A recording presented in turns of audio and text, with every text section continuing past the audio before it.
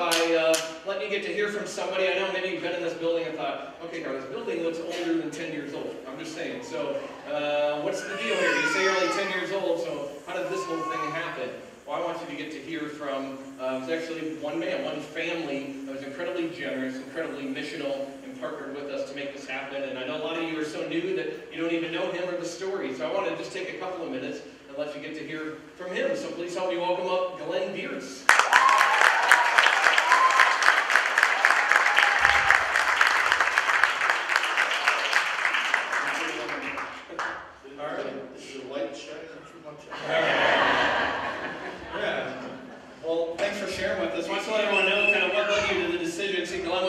Church that wasn't here called Pathway Community Church and ended up kind of transitioning to community. Once we tell them the story, how that kind of happened.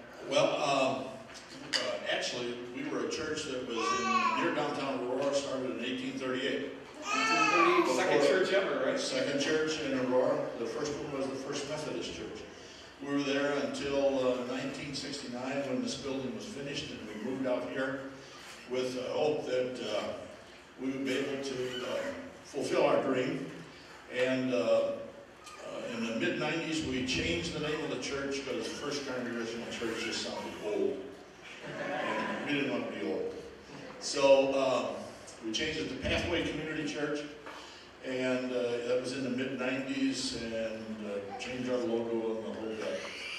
And but we got into the 2000, 2001, and things weren't going as well as we had hoped or planned or dreamed about. So we began to look around, and we made contact with the Community Christian Church, and after discussions, those of us who were here and part of the committee made a recommendation to the whole church at that time, which was about 25 people. And they voted unanimously to give all of our assets, the building, what money we had, to the Community Christian Church. Our last service was on September the 17th, I believe, in 2001. And so that's kind of where we come from. Yeah.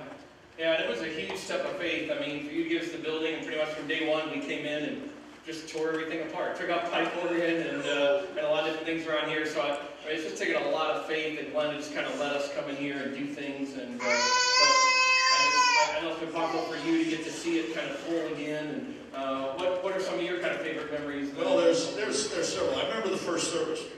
My family and I were sitting in the back row on that side, and it was so full, so many people that we got up and left, so that visitors could have our seats. We didn't actually leave.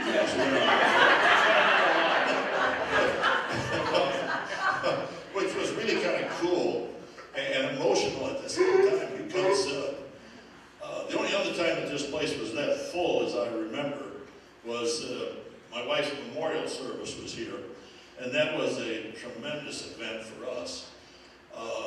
You know, there's a song that kind of ends or starts with "No crying here," and there was no crying here that day because we got to celebrate her homegoing. And one of the other still had to do with my wife Pat. The patio out there was put in her memory, and between the time that the gravel base was laid and the cement pavers were put down, I came out with some of her ashes and sprinkled them on the gravel, and then the pavers were laid over the top of that. And the day of, Carter doesn't even know this, and the day, don't get nervous. Oh. The day of the memorial service, I think it was Susie Lasowski was standing right next to Jennifer, and in the process of the conversation went sort of like this. Susie said to Jennifer, "You know, Jen, I feel so close to your mother out here." And Jen said, "You don't really know how close you are." So, you know, we can be serious about this stuff, but we can still have a lot of fun. And that was just really. Also, working with Celebrate the Journey when we were going full-time here was just a great experience for me to be able to see people change their lives and seeing what stucco does. I'm telling you, if you've got kids, junior high kids, high school kids, get them into stucco. It's the most powerful ministry you will ever see. And if you had an opportunity to see any of the blast videos, you'll know what I mean. It even touched this old man's heart. Well, it's made a huge difference in your grandson's life.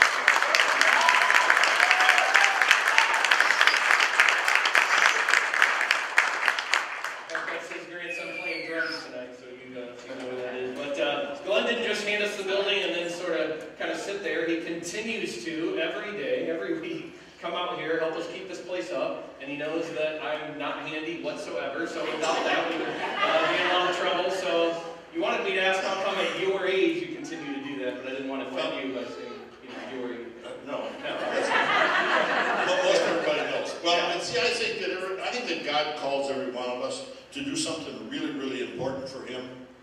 And He expects us to do it with joy and confidence so that we can have a contented life going through this life with Jesus. I think that's what it's all about.